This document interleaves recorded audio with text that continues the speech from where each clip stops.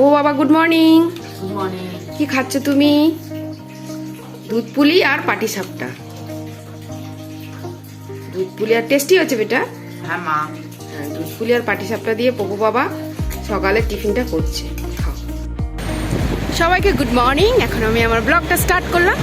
আজকে হচ্ছে বিশেষ দিন। কি বিশেষ দিন? অনেক দিন পর ব্লগটা শুরু করলাম, কারণ মাঝে খুব ক্লান্ত হয়ে গেছিলাম, এত কাজে ব্যস্ত থাকতাম এই ব্লগটা স্টার্ট করতে পারতাম না। সেজন্য আজকে আমার কাছে স্পেশাল দিন। অনেকে দেখা হচ্ছে বলছে তোমার চ্যানেলে ভিডিও আসছে না কেন? আমি তখন বললাম একটু ব্যস্ত আছি তো, তাই। আমার মতো ব্যস্ত মানুষ বোধহয় কেউ নেই, সত্যি কথা। কারণ নিজের সংসার, ভাইয়ের সংসার, মাকেও দেখতে হয়। সেই জন্য প্রতিদিনকার কাজ সামলে ব্লগটা করা একটা ব্যাপার। আজকে বাস থেকে খুব তাড়াতাড়ি নেমেছি, সকালটা উঠেছি খুব তাড়াতাড়ি, সেই জন্য এই ব্লগটা স্টার্ট করতে পারলাম। আর আমার জীবনের গল্প তো আপনারা সবাই জানেন। আমি এই যে প্রতিদিন মায়ের বাড়ি আসা যাওয়াটা করি, এটার মধ্যেও কিন্তু একটা আনন্দ। কেন বলুন? প্রতিদিন ভাইয়ের বাচ্চাটা, মানে বড় মেয়েটা তো নেই, দেশে গেছে ওর দিদার বাড়ি, আর ছোট বাচ্চাটাকে প্রতিদিন দেখতে পাই, মাকে প্রতিদিন দেখতে পাই, নিজের সংসারটাও সামলাতে পারি। আমার মতো লাকি মনে হয় আর কেউ নেই। হয়তো পরিশ্রম হয়, কিন্তু তার মধ্যেও ভীষণ ভীষণ আনন্দ। প্রতিদিন মার সাথে একটু গল্প কথা বলা হয়। সকালে এখন তো মায়ের দোকানেও চলে যাই, গিয়ে বেলার বাসন টাসন মেজে আসি, মার সাথে গল্প করে আসি, মাকে দুটো ভাত খাইয়ে আসি। এই সুযোগটা কিন্তু সবাই পায় না, আমি যে সুযোগটা পাই। আমি যে শুধু আমার মায়ের জন্য করেছি তা নয়, আমার শ্বশুর বাবু মানে মশাই যখন ছিলেন ওনার জন্য আমি করেছি। কিন্তু শাশুড়ি মাকে আমি দেখতে পাইনি, কারণ আমার আসার আগে উনি ছোটোবেলায় আমার স্বামীরা মা হারিয়েছিলেন। আমার স্বামী, দেওর, স্বামীরা বললাম, যাই হোক, আমার স্বামী মানে আমার দেওর, ওরা মা হারিয়েছিলেন। কিন্তু শ্বশুরমশাইকে যতটুকু পেরেছি তখনই মায়ের বাড়ি আসতাম, ভোরবেলা উঠে রান্না বান্না এখন যেরকম বাচ্চাদের করে আসি ওই রকম করে দিতাম। তখন আমার স্বামী এখানে থাকতেন, এখন উনি কাজের সূত্রে বাইরে থাকেন। যাই হোক, এইভাবে করে কিন্তু প্রতিদিন আমি কাজগুলো করি। আর আমার ওপরে ঈশ্বরের অনেক দয়া। আমার 40 আপ হয়ে গেছে, কিন্তু তবু ঈশ্বর এখনও চালিয়ে যাচ্ছেন। আর তার সাথে আমার মাকেও তো ঈশ্বর প্রচুর শক্তি দিয়েছে। আমার মায়েরও 60 আপ, কিন্তু তার মধ্যে উনি এত পরিশ্রম করেন। আর কি বলুন তো, সবসময় আমার মা হাসি খুশি, কখন আমার মাকে রাগ করতে দেখবেন না। মানে দোকানে সবাই বলে মাসিকে একটু রেস্ট দাও, মাসি ঘরে রাখলে মাসি শরীর খারাপ হয়ে যাবে, কারণ দোকান ব্যবসা করে অভ্যাস। এই যে আনন্দটা কাজের মধ্যে বসিয়ে দিলে না, আমার মা অসুস্থ হয়ে যাবে। আমরা পারি দোকানটা বন্ধ করে দিতে, ঘরে হোম ডেলিভারি মোটামুটি এখন কমিয়ে দিয়েছি, নেই বললেই চলে। দু একটা করছি, বেশি দিচ্ছি না, কারণ জিনিসের মূল্য বৃদ্ধি, ভাইয়ের বাচ্চাটা ছোট, সবার উপর প্রেশার দিয়ে তো লাভ নেই। সুখ শান্তিটাও মানুষের জীবনে দরকার, সেই জন্য হোম ডেলিভারিটা অনেকটা কমিয়ে দিয়েছি। যাই হোক, এখন এইভাবে চলে যাচ্ছি মায়ের বাড়ি, টেকনোপলিস, প্রতিদিনকার মতো আসি।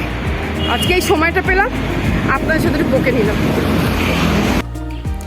নিরিবিলি শান্ত পরিবেশ, মানে নিরিবিলি যাকে বলতে হয়, একেবারে খুব সুন্দর পরিবেশ। মানে আমাদের কলকাতার হই হট্টগোল থেকে এইখানে একেবারে শান্তি। মানে এটা হচ্ছে সল্টলেক। খুব ভালো লাগে, সকালে মর্নিং ওয়াকও হয়ে যায়, বাড়িও যেতে পারি। আমি জায়গাটার জন্য নেমে যাই, আমি কেষ্টপুর থেকে ঘুরে আসি না, এই কারণে আমার সময়টাও কম লাগে, একটু হাঁটাচলা হয়ে যায়। খুব সুন্দর দেখুন পরিবেশ। এই দেখুন মাঠে খেলছে লোকেজন, বাচ্চারা খেলছে, বড়রা খেলছে, কেউ মর্নিং ওয়াক করছে, ওইদিকে ওরা আবার প্রাণায়াম করে। খুব ভালো লাগে। মানে এই পরিবেশে যারা থাকে তাদের জন্য তো ভীষণ ভালোই আবহাওয়ায়, করোনা আবহাওয়ায়। কেন বলুন তো, খুব ক্লিয়ার পরিবেশ, হাওয়া বাতাস খুব মুক্ত, লোকজন কম, এই জন্য এই পরিবেশটা খুব ভালো। দেখুন একটা লোক নেই, এখন কিন্তু 8টা বেজে গেছে, 8টা 15-20 হয়ে গেছে, তাই দেখুন একটা জনগণ সারাদিন এরকমই থাকবে। এইভাবে সবজি বিক্রেতা আসে, এখান থেকে এরা সবজি নিয়ে নেয়। একটা ফল, মানে ফল সবজি সব ঘরের সামনে আসে, ওরা নিয়ে নেয়। হয়তো মাছ টাছগুলো আরও আছে, এখানে সিকে মার্কেট আছে, বড় মার্কেট আছে, মানে ওখান থেকেও নেওয়া যায়। তারা যায়, তাদের প্রয়োজন মিটিয়ে আসে, তাই না? আর এখন যতটুকু প্রয়োজন শাকসবজি, ফল সব ঘরের সামনে এরকম ভ্যানে করে আসে। আমাদের পাশেই কেষ্টপুর বাজার আছে, এরাও ওখানেও যায়, সল্টলেকের লোকেরাও যায়। যাই হোক, সকাল সকাল পৌঁছে গেছি। এখন দেখবো ভাইয়ের বাচ্চাটা কি করছে। এখন নতুন আগ্রহ, নতুন আনন্দ ওকে নিয়ে। কি করে ওর গল্প শুনতে একেবারে রাত্রে ঘুমোতে দেয়নি, বিরক্ত করেছে, খুব চিৎকার করে কাঁদে, একেবারে ধৈর্য নেই এই ছেলেটার, খালি বিরক্তি ওর, খালি কোলে নাও, কোলে নিলেই চুপ। দিদানটা ছিল খুব কোলে নিত, আর এখন আমরা তো সব বিজি, বাচ্চাটা একদম কোলই পায় না। দিদানটা চলে গেছে আর বাচ্চা একদম কোল ছাড়া হয়ে গেছে। মা তো সেই রাতে আসে 9:30 10টা, আর সারাদিন বাচ্চাটা আমি যতটা পারিনি, কিন্তু তা হলো বাচ্চার একটু স্পেশাল কেয়ারের দরকার এখন। ওর মাকেই বেশিক্ষণ বলি বাচ্চাকে নিয়েই থাক। আমরা তো এখন হোম ডেলিভারি প্রায় নেই বললেই চলে। রাস্তাঘাট দেখুন একদম পরিষ্কার, খুব সুন্দর, একেবারে হাঁটলেও আপনার মনটা ভালো হয়ে যাবে, এত সুন্দর পরিবেশ। প্রত্যেকের ঘর বাড়ির মধ্যে দেখুন সজনা গাছ, সবজির গাছ, এমনি ফল পাকড়ের গাছ, নানান রকমের গাছ রয়েছে, আম গাছ, জাম গাছ, যে যেরকম পারে বাগান করে, ভালোই লাগে। ঘরে চলে এসছি, আর দেখুন বাচ্চা ঘুমিয়ে আছে, আর এদের মশারি টাঙানো, এখানে সবসময় এখানে মশা হয় তো, বেশি জোরে কথা বলা যাবে না, বাচ্চা উঠে যাবে। এই দেখুন কুরকুর করে নড়ছে, ঘুমাচ্ছি কুচু পাকুর মা, ঘুমাচ্ছি। গুড মর্নিং লাকু, কুচু ঠাকু আওয়াজ করছে, মা আস্তে আওয়াজ করো, বেবিটা ডিস্টার্ব হচ্ছে। কি সুন্দর ঘুমাচ্ছে আমার বাচ্চা। মাকে চা করে দিই, মা রেডি হচ্ছে, দোকান যাবে, মার হাতে হাতে একটু করে দিই, মা কাজ করবে, আমি চলে যাবো কাজে কর্মে, আমারও অনেক কাজ থাকে। যাই হোক, সকাল সকাল কাজগুলো করে দিলে তাড়াতাড়ি বাড়ি যেতে পারবো। চলে এসছি, এখন চা পানি খাওয়া হবে, মার সাথে গল্প হবে। সারা রাত নাইট ডিউটি করেছে, এখন ঘুমাচ্ছে আর জাগছে না। সারা রাত আজকে ওর মাকে জ্বালিয়েছে, আমার মাকে জ্বালিয়েছে। ঘুম ঘুম ঘুম ঘুম ঘুম ঘুম ঘুম ঘুম, খালি ঘুম। এই ঘুমটা রাতে ঘুমানো যায় না, শুধু উঠে যাবে। এখন তোমাকে আমরা ঘুমাতে দেবো না। ওঠো, দাঁত ব্রাশ করবে, ওঠো বেবি, ওঠো, রুটি ডিম পোচ খেয়ে নেবে, চলো।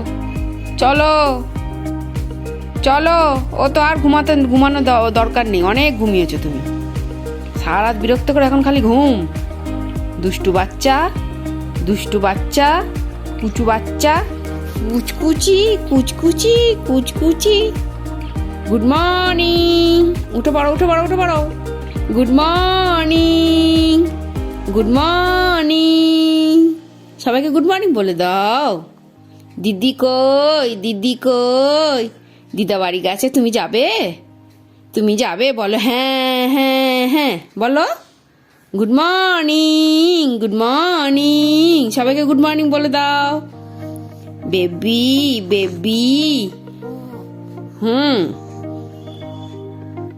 ঘুম,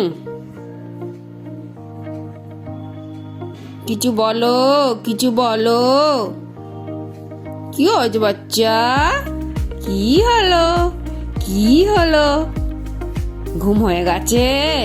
তুমি সারা ডিউটি করেছো? ও কুলু বাচ্চা, কিছু বলো। Good morning. কি হয়েছে? আবার হাই উঠছে, ওলে বাবালে, ছাচ্চাত।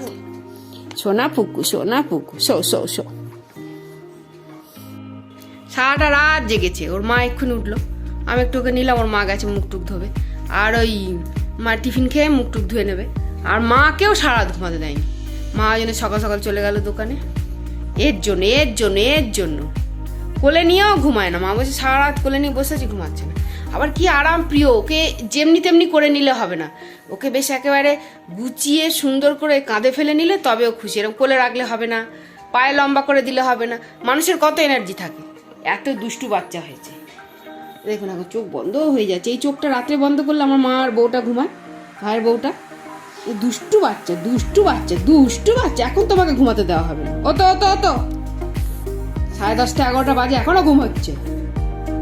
ওটা একদম ঘুমাতে দেওয়া হবে না তোমাকে। কুলু বাচ্চা সারা ডিউটি করেছে, এখন খালি হাই তুলেই যাচ্ছে। এই হচ্ছে এই বাচ্চাদের লক্ষণ। কি বলুন তো, সারা দিনটা মানে ঘুমিয়ে পড়বে, রাত হলেই জ্বালানো শুরু। কিন্তু আমাদের তো কি রাতে জেগে থাকলে চলবে? এ বুঝবে না। যাই হোক, এখন ওর মা গেছে, আমি তাড়াতাড়ি রান্না বান্না করে নিই, আবার আমার মায়ের কাছে যাবো। একটু বাচ্চা উঠতে বলো, যত হোক বাচ্চাকে বকলেও তো বুঝবে না।